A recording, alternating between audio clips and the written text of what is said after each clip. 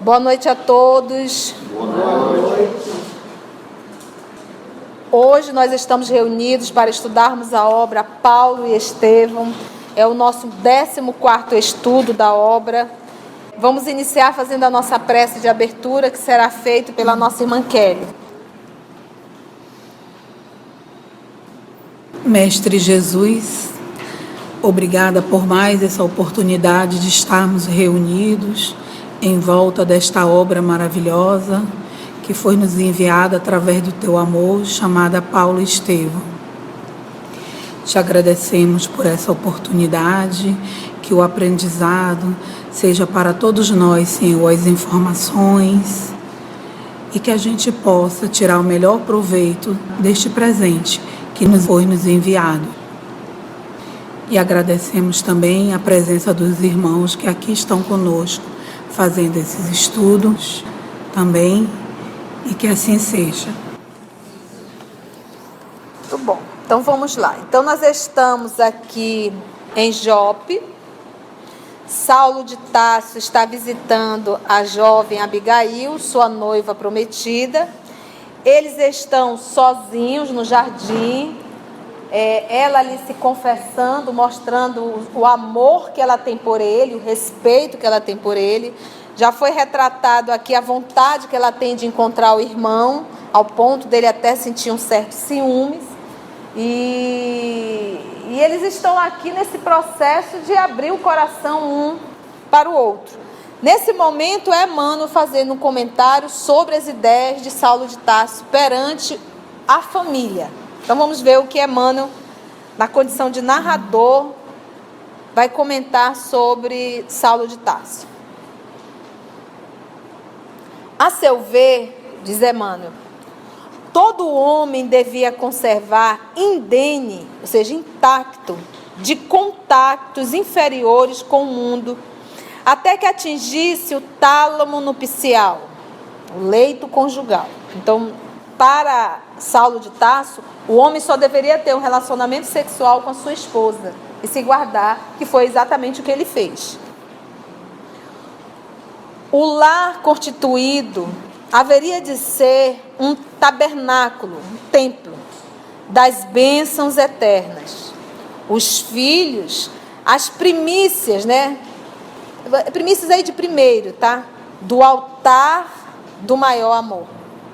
Os filhos consagrados ao Senhor Supremo. Ainda há pouco estudamos o Evangelho. Qual o Evangelho, na fala de Santo Agostinho, o que ele falou? Qual seria a responsabilidade dos pais para com os filhos? A primeira, única. Vocês lembram? Qual a função dos pais para com os filhos? Nós acabamos de estudar. Prepará-los para Deus, para levá-los a Deus. Pergunta de Jesus que eles são. Fala aí. Ele faz Jesus no Boa Nova. Prepará-los para Deus. Prepará-los para Deus. Essa é a função. E ele já carregava essa informação aqui quando ele diz, olha. Os filhos, as primícias do altar maior, do maior amor, consagrado ao Senhor Supremo. Preparar os filhos para honrar a Deus. Não que a sua juventude estivesse isenta de desejos. Ou seja, Saulo também passou. Ele carregou os desejos, passou pela encrenca dos hormônios. Passou e passa, porque ele tem 29 anos. Saulo de Tarso experimentava todos os anseios da mocidade impetuosa do seu tempo. Olha só aqui, olha, mano. Imaginava situações de desejo satisfeito. pensava.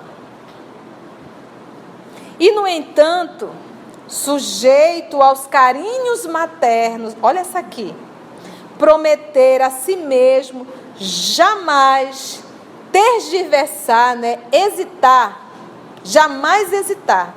Então, ou seja, isso aqui é muito comum, gente, que nós vamos falar. Normalmente, homens que são extremamente prostitutos, que não conseguem viver com uma mulher apenas, que tem que estar trocando constantemente, sexo literalmente na cabeça, quase sempre foram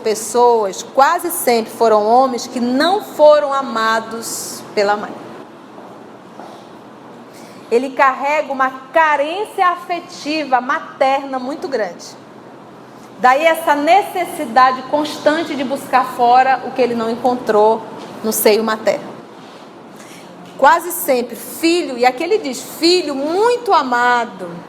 Amado que eu digo, presente, acarinhado por uma mãe, a probabilidade dele ser resolvido na área sexual é muito grande. Ele vai encontrar uma mulher e vai ficar com essa. Porque ele não carrega essa carência dentro dele. Ele não fica buscando a mãe em todas as mulheres.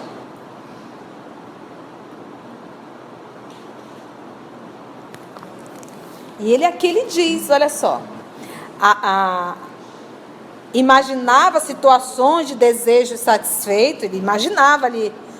E, no entanto, aqui, sujeito aos carinhos maternos, prometera a si mesmo jamais hesitar, jamais tergiversar. A vida do lar é a vida de Deus. Olha a consciência dele. E Saulo guardava-se para emoções mais sublimadas e não apenas o ato sexual. Ele queria um lar, não o sexo. De esperança em esperança, via passar os anos, esperando que a inspiração divina determinasse a rota dos seus ideais. Então, só essa atitude de Saulo percebe que ele é um homem extremamente disciplinado. Ele não abre mão do que ele traça. Pode acontecer, ele estava lutando contra a própria carne. E ele se impunha, é uma imposição mesmo, era uma imposição que ele fazia a ele mesmo. Porque a crença dele é que ele deveria ter um lar. E não era só casar com qualquer uma, tinha que ser aquela do seu ideal. O que nós fazemos? Nós traçamos uma meta, a gente vai. Quando a gente vê que não acontece no tempo que nós desejamos, a gente desiste. E acaba, como diz o povo de uma forma vulgar, chutando o pau da barraca. Depois se arrepende amargamente pelas escolhas. Tamanho desespero. Parece que está no meio do Rio Negro, qualquer boia que passa, você agarra e diz, é essa. Depois vai ver que a boia afundou também. Desespero. E ele não. 29 anos. Eu só vou casar quando eu encontrar a mulher do meu ideal. E ele encontrou. Não desistiu. E Saulo guardava-se para emoções mais sublimadas. De esperança em esperança, via passar os anos, esperando que a inspiração divina determinasse a rota dos seus ideais. Está na mão de Deus. Esperava e confiava. Espera e confia, uma hora vai vir. Seus pais presumiam encontrar ali ou acolá aquela quem devesse ele eleger. Então, papai e mamãe, vendo a idade do menino passar, começaram a tentar arrumar noiva para ele. Nós vamos encontrar isso na obra Renúncia. Quando Cirilo ficou viúvo, que eles foram trabalhar na América do Norte, e ele, na verdade, não ficou viúvo porque a esposa está viva, e a família dele começou a alugar. Você tem que casar, você tem que casar, você tem que casar. Suzana está aqui próximo, Suzana é uma moça assim, Suzana é uma moça assim. Tanto encher a paciência dele que ele acabou casando. São 2 infelizes. Porque não tem, casamento não é uma via de mão única, os dois têm que gostar. Ela, na verdade, não é nem amor, é um sentimento de posse, porque fazer o que ela fez, aquilo é loucura. Então ela acha que o ama muito, mas ele não a suporta. Tudo que ela faz é motivo de briga. Tudo que ela faz ele não suporta. Ou seja, são duas pessoas infelizes. Então Saulo passou por isso. O pai e a mãe tentaram escolher várias noivas. Olha a atitude dele. Seus pais presumiram encontrar ali ou acolá aquela a quem devesse ele eleger. Entretanto, Saulo, olha aqui, enérgico e resoluto, ou seja, não era aquilo, o senhor acha, pai? Não, pai. Não tem, aí o pai, não quero. Ele não titubeava, enérgico e resoluto, removia a intervenção dos entes caros, papai e mamãe, no concernente, no relativo à escolha que afetava a decisão do seu destino. Aí quem vai escolher sou eu, não é o senhor e nem a mamãe, não. Abigail enchera-lhe o coração. Era a flor mística do seu ideal. A alma que lhe entenderia as aspirações em perfeita ressonância de pensamentos. De olhos fixos nas suas feições delicadas, que o luar pálido iluminava, teve ânsias de guardá-la para sempre nos braços fortes. Ao mesmo tempo, doce enternecimento lhe vibrava na alma.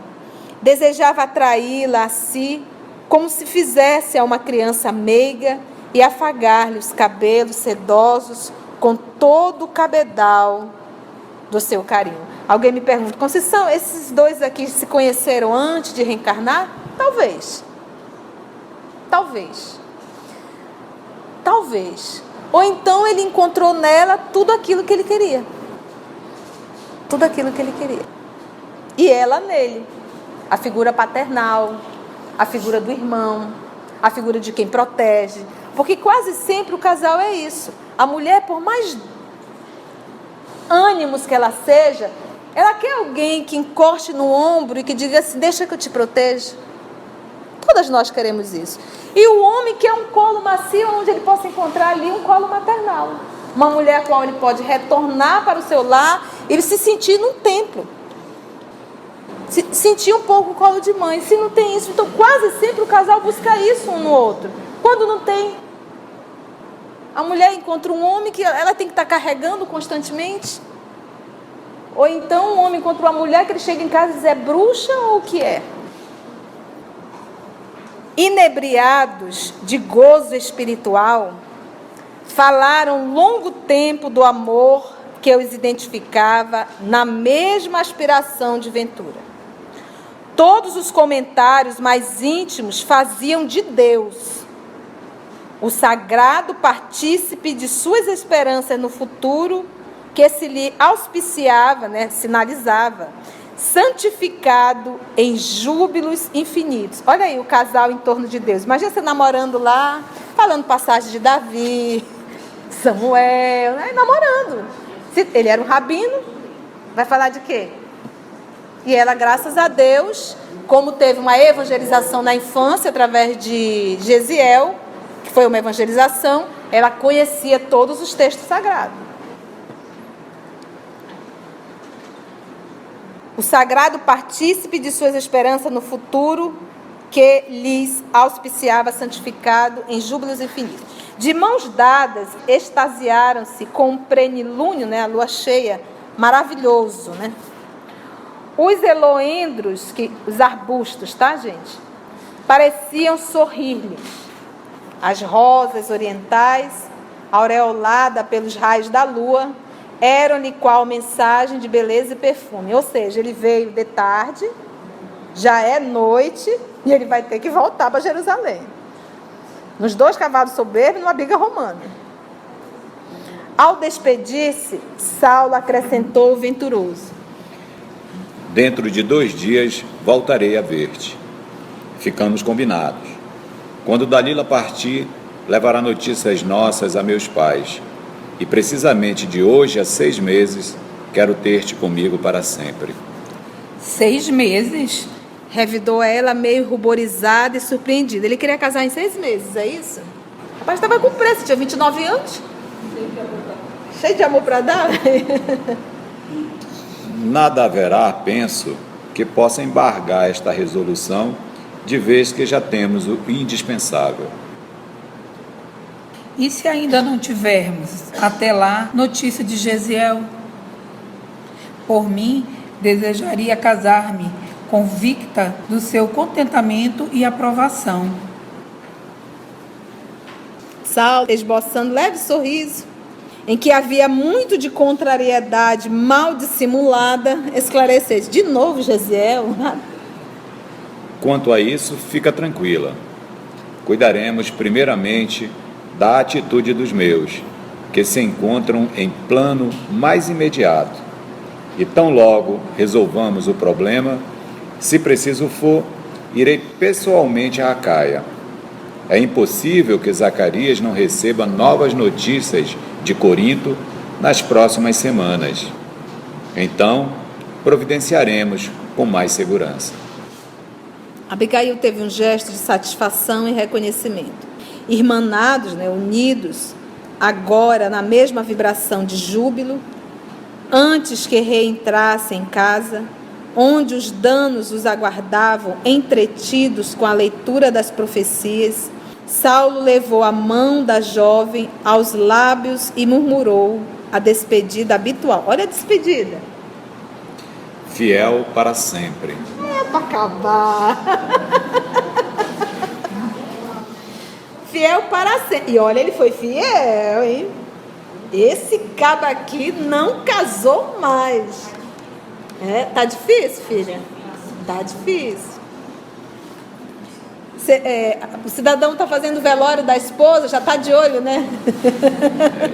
Foi tão fiel que lá na frente ele raspa a cabeça, né? Como dessa fidelidade. A fidelidade dele à noiva, ele renova os votos. Ele renova os votos de fidelidade à noiva. Daí a minutos, depois de ligeira palestra com os amigos, ouvia-se o trotear dos animais, estrada em fora, de regresso a Jerusalém. O carro minúsculo rodava, celeremente, ao luar, sobre uma nuvem de pó. Pé embaixo, como diz a Beth, né, Beth?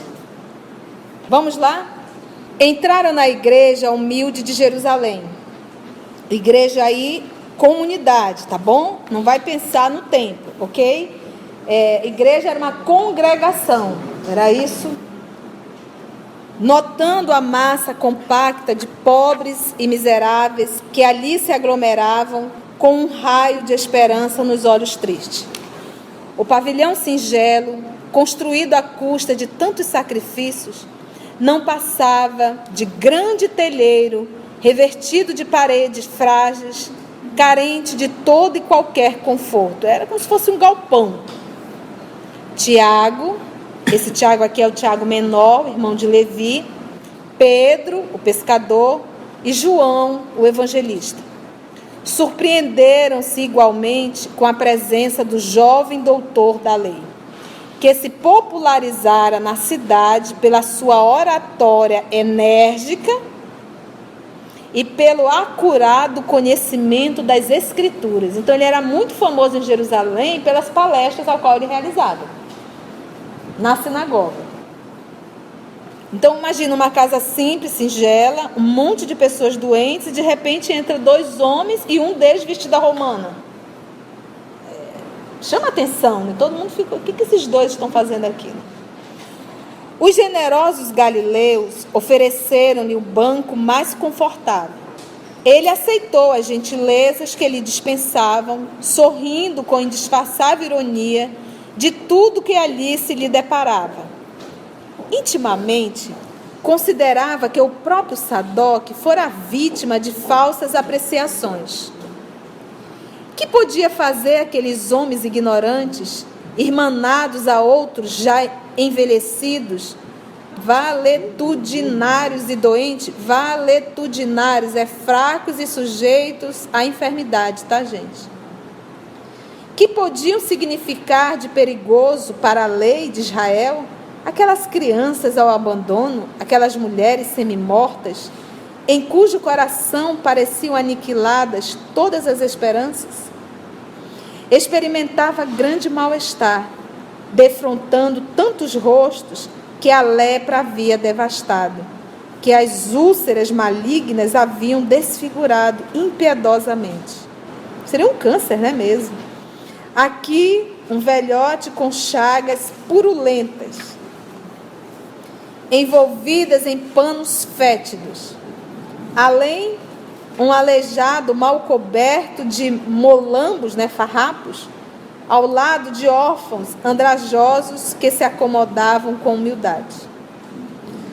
O conhecido doutor da lei notou a presença de várias pessoas que lhe acompanhavam a palavra na interpretação dos textos de Moisés, na sinagoga dos Cilícios, Hoje na Turquia, da Cilícia. Outras que seguiam de perto as suas atividades no Sinédrio. Então, nós vamos observar que existiam pessoas simples, pobres, miseráveis, mas também pessoas da classe média e média alta, que participavam, inclusive, da sinagoga.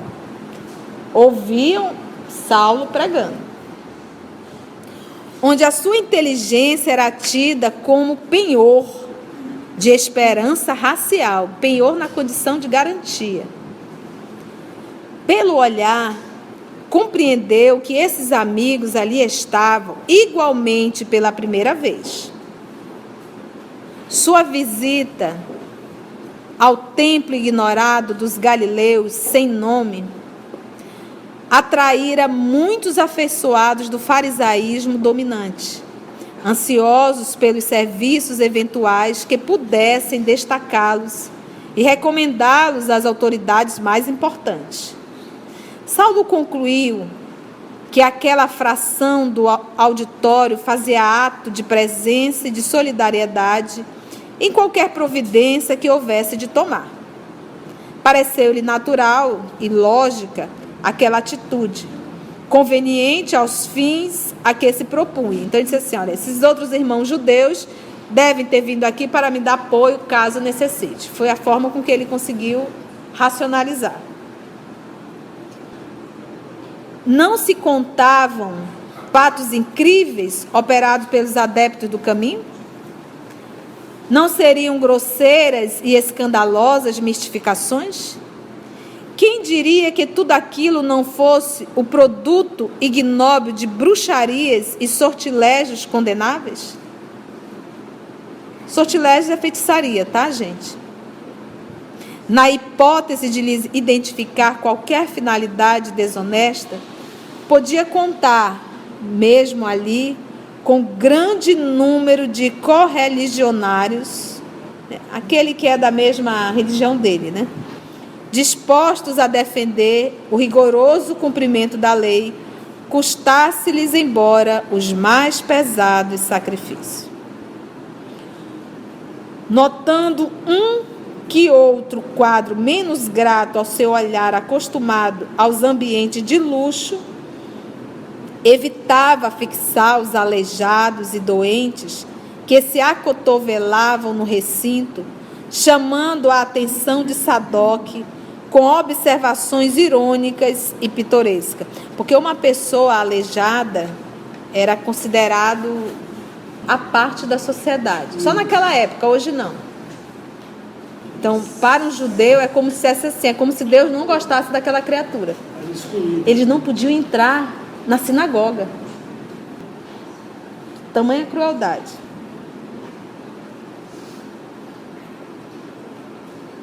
Com observações irônicas e pitorescas. Quando o vasto recinto, desnudo de ornatos e símbolos de qualquer natureza, de todo se encheu, um jovem permeou, atravessou as filas extensas, ladeado, acompanhado de Pedro e João, galgando, percorrendo os três, um estrado quase natural, como fosse uma pontezinha assim de madeira, vamos dizer.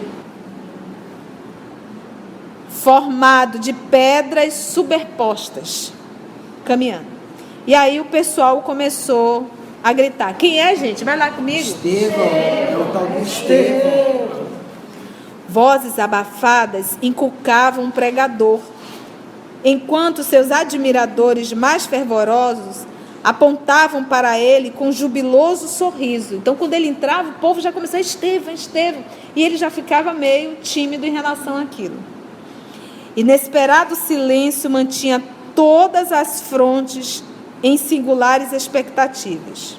O moço, magro e pálido, em cuja assistência os mais infelizes julgavam encontrar um desdobramento do amor do Cristo.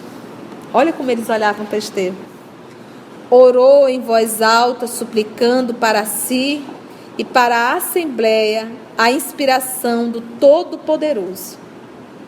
Em seguida, abriu um livro em forma de rolo e leu uma passagem das anotações de Mateus. Estevão, aqui ele descreveu toda a igreja do caminho, quem eram os frequentadores, como era a orientação. Então iniciava o quê? Ele já iniciava fazendo uma prece. O local era desprovido de qualquer ornamentação, não tinha absolutamente nenhum símbolo. E lembra que o objetivo do espiritismo é reviver o cristianismo primitivo. Então é por isso que dentro de um centro espírita não deve ter templos, não deve ter altar, não deve ter imagem, não deve ter foto de fulano, foto de Beltrano, porque nós já vamos incutindo na doutrina ritos. Entendeu? Então o objetivo realmente é essa simplicidade, é o nada. Na minha casa eu posso fazer o que eu quiser. Se eu quiser montar um altar, não tem problema nenhum, mas dentro do centro espírita eu não tenho esse direito, porque não é a minha casa, não é a extensão da minha casa. Lá deve-se viver o cristianismo primitivo. Ah, mas eu adoro imagem. Não tem problema, amor, põe na sua casa, faça o que você quiser. Aqui não, porque você não é dona do centro. O centro é do nosso Senhor Jesus, e o objetivo da doutrina espírita é nos libertar. Na verdade não é da doutrina, é de Deus, de certa forma da doutrina, porque são revelações divinas. É nos libertarmos de crendices, é nos libertarmos de vínculos. Entendemos isso? Mas ide antes as ovelhas perdidas da casa de Israel. E indo, pregai dizendo: é chegado o reino dos céus. O Estevão pegou a citação de Mateus, que era o único evangelho escrito na época. Nós estamos em que ano aqui? 35. Ano 35, primavera de 35. Então nós estamos em que mês? Talvez o quê? Primavera, março, abril ou maio. Então nós estamos na primavera, iníciozinho do ano de 35. Então aqui ele cita Mateus, lê um versículo e vai comentar. Estevão ergueu alto os olhos serenos e fulgurantes, e sem se perturbar com a presença de Saulo e dos seus numerosos amigos, começou a falar mais ou menos nestes termos, com voz clara e vibrante. Alguém vai me perguntar: Emmanuel estava presente para ter ouvido toda essa palestra? Não, Emmanuel nesse momento também estava encarnado, na figura do senador Públio. É porque o mundo espiritual tem arquivo de tudo isso aqui. Tudo. Se eu quiser ir no mundo espiritual, às vezes dá uma saudade do mundo espiritual, né? Você está no mundo espiritual, você olha, eu queria estudar a passagem de Jesus com a mulher samaritana. Pois não, Conceição, vamos aqui no nosso arquivo. Aqui nós não temos 3D. Lá é muito maior. Então o livro Memórias de um Suicida, ele retrata que quando Aníbal foi ensinar aos suicidas sobre Jesus, o Camilo diz que a impressão que eles tinham é que eles estavam em Jerusalém. Eles sentiam um cheiro, o vento, e a impressão que tinha é que Jesus estava ali junto com eles. Tudo isso era arquivo no mundo espiritual. Agora não vai pensar que ele vai pegar um disquete, um CD, vai colocar. Não é isso. Eles buscam, por quê? a atmosfera fica impregnada cada história. É louco isso, né? Por exemplo, a minha casa é impregnada a história. Tudo que eu vivi ali dentro, ali está impregnado. Se você tem uma mediunidade específica, você consegue captar o que está na psicosfera daquele ambiente. Porque a história está no ambiente, está fixado. E você aciona e consegue reviver isso. Louco isso, né?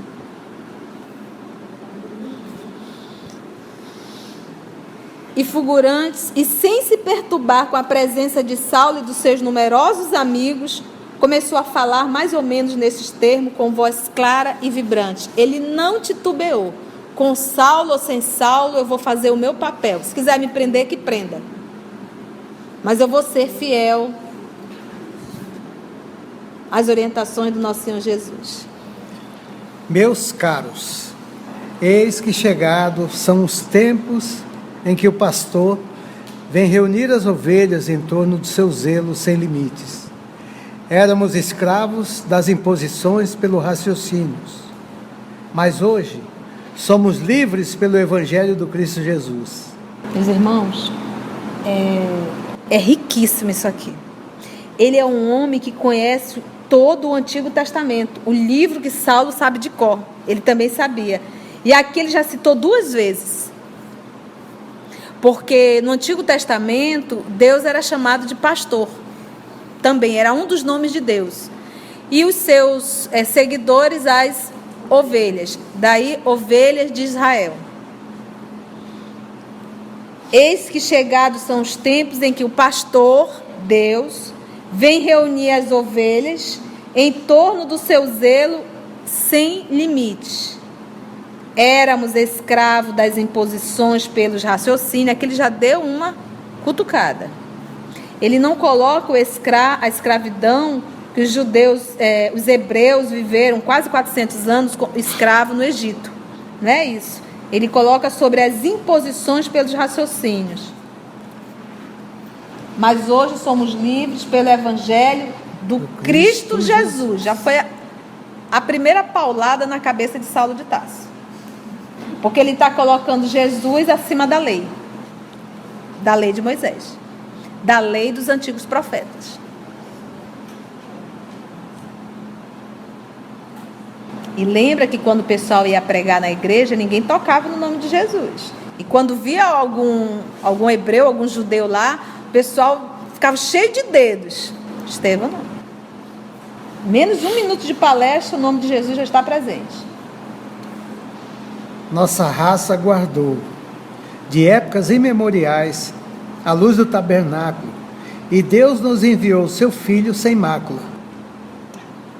Onde estão em Israel os que ainda não ouviram as mensagens da Boa Nova? Onde os que ainda não se felicitaram com as alegrias da nova fé? Deus enviou sua resposta divina aos nossos anseios milenares. A revelação dos céus aclara os nossos caminhos. Consoante as promessas da profecia de todos quantos choraram e sofreram por amor ao Eterno, o emissário divino veio até ao antro de nossas dores amargas e justas, para iluminar a noite de nossas almas impenitentes, para que se nos desdobrassem os horizontes da redenção. Então aí ele já apresenta Jesus como o Messias aguardado por todos os judeus. Vamos lá. O Messias atendeu aos problemas angustiosos da criatura humana, com a solução do amor que redime todos os seres e purifica todos os pecados. Mestre do trabalho e da perfeita alegria da vida, suas bênçãos representam nossa herança. Moisés foi a porta, o Cristo é a chave. Com a coroa do martírio, adquiriu para nós outros a láurea imortal da salvação. Éramos cativos do erro, mas seu sangue nos libertou. Gente, essa frase dele aqui, Moisés foi a porta, o Cristo é a chave. Isso aqui já era motivo dele ser preso, na presença de um doutor da lei chamado Saulo de Tarso. Ninguém aceitava que um homem cabeludo, que andava descalço, no meio de prostitutas, no meio de Galileu simplório, pobre, nascido de uma mulher e de um homem pobre, essa criatura pudesse ser um enviado de Deus. Como que Deus vai enviar um filho nessa condição de miséria? Vivendo com pessoas sem a mínima intelectualidade. Então isso na cabeça do hebreu, do judeu, de Saulo de Tarso, era uma afronta muito grande. Ele estava afrontando quando ele coloca o Cristo à frente de Moisés. Então, para nós, essa leitura aqui não tem muito.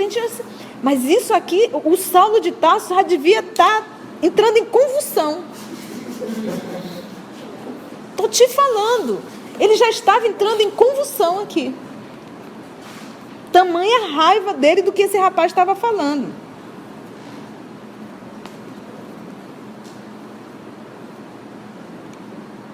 Olha aqui como ele vai falar da coroa. E lembra que a crucificação era uma sentença para a pior espécie de gente. Além de tudo, tu querer me dizer que o Messias foi crucificado? Tanto é que quem estavam de um lado e do outro? 2 ladrões. Como que esse homem é o Messias? Você está louco?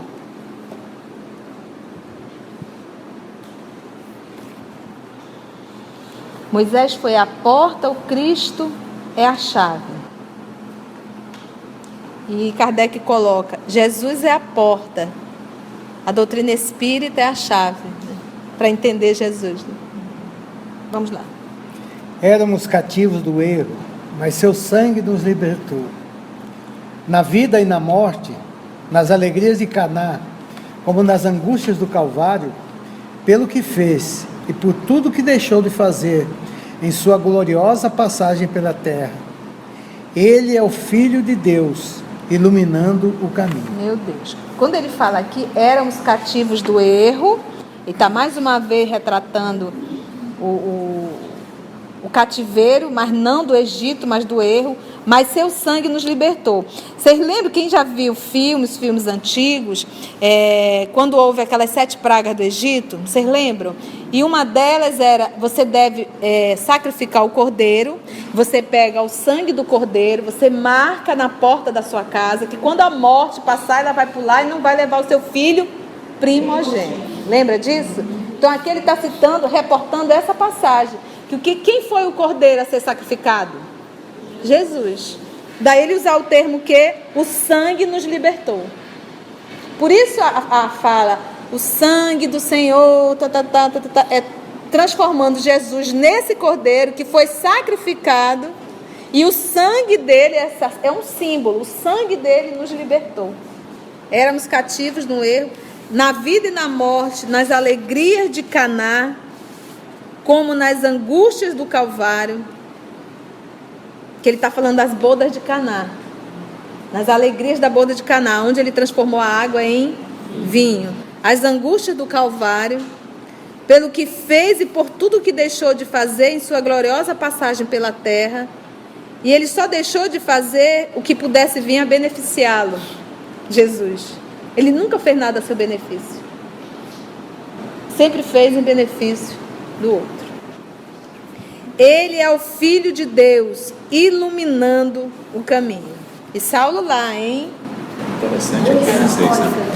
Lendo aqui, a gente vê Estevão não conheceu Jesus, mas ele fala com uma propriedade que quem conheceu Jesus, só de ler o Evangelho de Mateus, né? Mas aí também porque ele tem um conhecimento profundo das escrituras que estavam. Ele sabia fazer a ponte. E outro, ele bebeu num livro vivo. Quem era o livro vivo? Pedro. Tu imagina que é tu sentar ao lado de Pedro? Conta pra mim. Você já pensou? Você conversar com alguém. É igual quando você vai em Pedro Leopoldo, ou em Beraba, né? Ou você vai em Uberaba e você conversar com alguém que conviveu com Chico. Mas eu digo aqui, ele reportando a fidelidade que ele está reportando, né? Sim. Eu falar para você e você ter essa consciência, como ele está tendo aqui, dessa fidelidade, dele reconhecer, como a Rosiane falou, ele tinha esse conhecimento do Antigo Testamento, né? Da época de Isaías e tudo mais. Quando ele pegou o Evangelho de Mateus, que Pedro passa para ele, ele disse, não, é ele. É ele. Não tenho dúvida. Ele que é lendo o ele. profeta, quem era o profeta que mais falava da vinda do Messias sofredor? Isaías. Então, quando o Pedro apresentou Jesus a ele na hora começou a falar as citações de Isaías, em que Isaías falava e apresentava a vinda do Messias sofredor.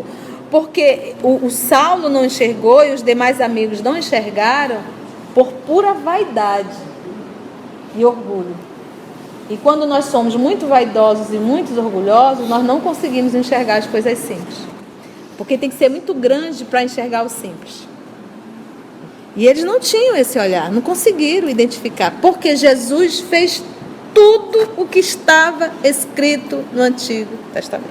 Tudo que o Messias deveria fazer, ele fez. E nós vamos ficar aí, na metade do diálogo da palestra de Estevão. Vamos ouvir aqui o comentário do Augusto. Não, interessante porque no início, quando a gente leu Estevão, ainda como Gesiel, ele fala desse Cristo sofredor. Sim. Então é essa a diferença de Gesiel, na época ainda dele, um judeu, como judeu, da visão dele de Isaías, mas ele via esse Cristo sofredor, enquanto Saulo e os outros vê esse Cristo como sendo guerreiro. Essa é a diferença de... Eles buscavam o Cristo guerreiro, né? E Isaías apresentava o Cristo sofredor. É por isso que Jesus, no momento da cruz, ele fala o Salmo. Eli, Eli, lama sabatani, né? Senhor, Senhor, por que me abandonaste? Ele estava citando o Salmo de Davi. E nesse Salmo de Davi, Davi estava justamente apresentando o Cristo sofredor. Então, no momento que ele começou a cantar, porque Salmo era música. Ou seja, Jesus estava sendo crucificado e ele cantando. Ele estava cantando e cantou uma parte, né? Eli, Eli, lama sabatani, Senhor, Senhor, por que me abandonaste? Que retratava a essa citação do Messias sofredor. Por que ele cantou? Para justamente identificarem, mas não identificamos. Até hoje, né? Eu acho que eu não estou conseguindo. Qual é essa raça que ele se refere, o Estevão? A nossa raça guardou de épocas irmãs, mas assim, porque eles eram divididos em vários povos. Essa raça era os judeus? Os judeus. Os judeus. Então, essa aqui já é uma parte dos judeus que começam a ter esse entendimento e essa aceitação do Messias. Mas aqui nem todos eram judeus. A grande massificação dos seguidores do Evangelho eram de gentios. Povos gentios. Né? Ou seja, os não judeus. Entendeu? A massificação, o judeu que você vai encontrar aí, dentro da igreja, foram pessoas, um que está com hanseníase, que vai ter aquele caso que a família expulsou, o outro que está com uma enfermidade, então vieram pela dor. Certo. A massificação dessas pessoas que buscam aqui é para aliviar suas dores físicas e morais. E olha, Jesus tem um grande amor por sofredor. Sofre, chega e faz assim, vem cá comigo, vem cá. Mais alguma pergunta, gente? Foi bom o estudo? Deu para aprender com o Estevão? Podemos orar então? Podemos fazer nossa prece? Divino amigo, amor querido, nós só temos a te agradecer. Agradecer por esse convívio, agradecer pelo livro que nos esclarece, agradecer pela presença dos amigos espirituais, agradecer pela saúde do corpo, pela saúde da mente, agradecer pela oportunidade de encontrar a doutrina espírita. Tanto a te agradecer. E se algo ainda temos a te pedir, é que nos ajude, Senhor, a enfrentar os nossos medos, a enfrentar as nossas fragilidades e a percebermos a oportunidade que o Senhor nos concede de uma nova encarnação, desta encarnação, para evoluirmos como espírito. Nos ajude a não perder tempo e a aproveitar bastante essa oportunidade sublime da encarnação aqui na Terra. Muito obrigado, amor de nossa vida. Muito obrigado, amigos espirituais.